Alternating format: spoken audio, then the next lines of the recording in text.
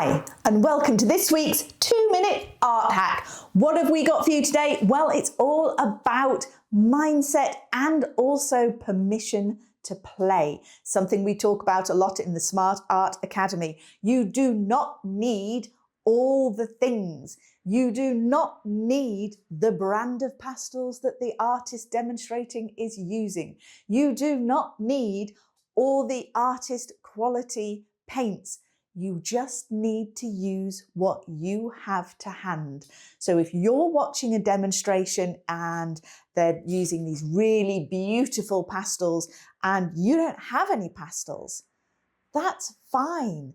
Don't give up on the fact that you're inspired to try this tutorial or try this piece of art. Use what you have. So if you happen to have some felt tips, use the felt tips.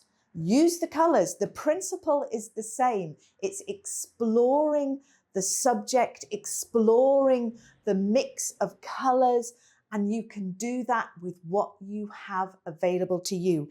Even if that's just a pencil and a 4-color biro. It's amazing what you can create. In fact, you don't even need a 4-color biro. Just the 1 color will be fine. You can create all sorts of things. So don't feel you can't do the art because you don't have all the tools. Feel the inspiration.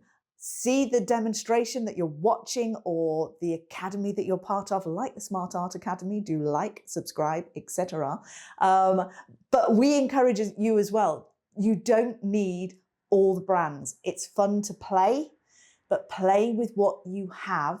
Then you can follow your path as to what colors you're drawn to, what mediums you're drawn to, and slowly build from there. So don't let not having all the things stop you creating the art. Create the art with what you have. That's the most important thing.